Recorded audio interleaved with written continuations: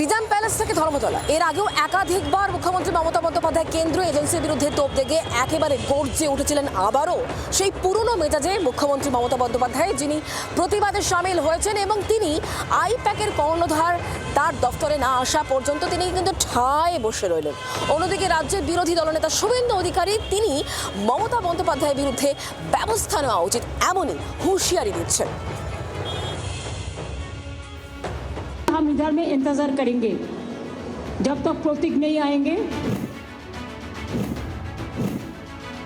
ভোটের বাংলায় টান টান নাটক। শাসক দলের ভোট কুশলী সংস্থার বিরুদ্ধে এজেন্সির অভিযান। প্রতিবাদে আসরে নামলেন খোদ মুখ্যমন্ত্রী মমতা বন্দ্যোপাধ্যায়, যার হাত ধরে ফিরে এলো ধর্ণা অবস্থানের রাজনীতি।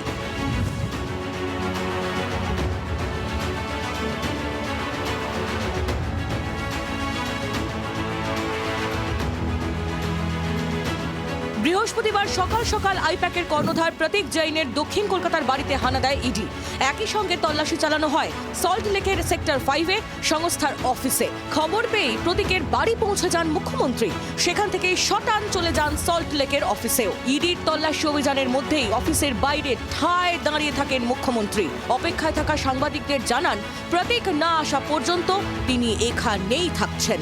जब तक पूरा इसको हम सेटल नहीं करते हैं कि हमारा पेपर ऊपर कुछ नहीं है, इसको हमको सेटल करना है, इसी के लिए हम इधर में इंतज़ार करेंगे जब तक प्रतीक नहीं आएंगे और जब तक प्रतीक ऑफिस में आके सेटल नहीं करेंगे।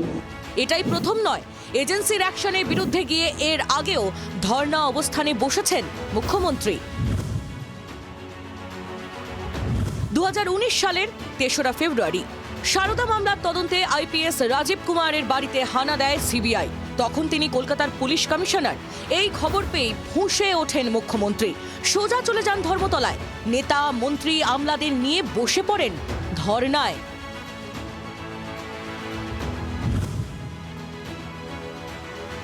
দু 2021-এর 17ই মে নারদ কাণ্ডে রাজ্যের 4 হেভিওয়েট নেতা মন্ত্রীকে গ্রেফতার করে সিবিআই। ফিরহাদ হাকিম, সুব্রত মুখোপাধ্যায়, শোভন চট্টোপাধ্যায় ও মদন মিত্রকে নিয়ে যাওয়া হয় কলকাতায় কেন্দ্রীয় গোয়েন্দা সংস্থার দফতর নিজাম প্যালেসে। এবারও আসরে নামতে সময় নেননি মুখ্যমন্ত্রী, সোজা ছুটে যান নিজাম প্যালেসে। সিবিআই এর ডিআইজির ঘরে পর্যন্ত ঢুকে পড়েন রাজ্যের প্রশাসনিক প্রধান। নিজাম প্যালেসের বাইরে তখন তৃণমূল কর্মী সমর্থকদের জোরদার বিক্ষোভ চলছে। সেদিন প্রায় 6 ঘন্টা পর নিজাম প্যালেস থেকে বেরোন মুখ্যমন্ত্রী। অন্যদিকে বিকেলেই আদালত থেকে জামিন পেয়ে যান 4 নেতা মন্ত্রী। কেন্দ্রীয় এজেন্সির বিরুদ্ধে মুখ্যমন্ত্রীর এই ধর্ণা অবস্থান নিয়ে পাল্টা সরব হয়েছে রাজ্যের বিরোধী দলগুলি।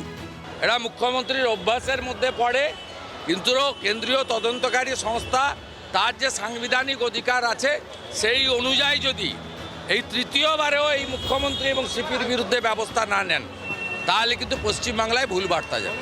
মুখ্যমন্ত্রী এর আগেও করেছেন, আজকে যা করছেন। ভবানীপুর থানায় গিয়ে অপরাধী ছাড়িয়েছিলেন প্রথমে। আরজি করে যখন অভয়া কাণ্ড হলো, পুলিশ কমিশনারকে পাঠিয়ে পুলিশকে পাঠিয়ে সাক্ষী সাবুত লোপাট করিয়েছিলেন। বিরোধী নেত্রী থাকাকালীন একাধিকবার ধর্ণা দিয়েছিলেন। রাজপথে মঞ্চ বেঁধে অবস্থান বিক্ষোভেও বসেছিলেন।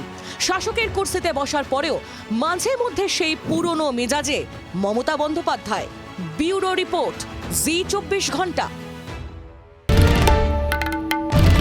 বাংলার আওয়াজ, বাঙালির আবেগ, জি 24 ঘন্টা।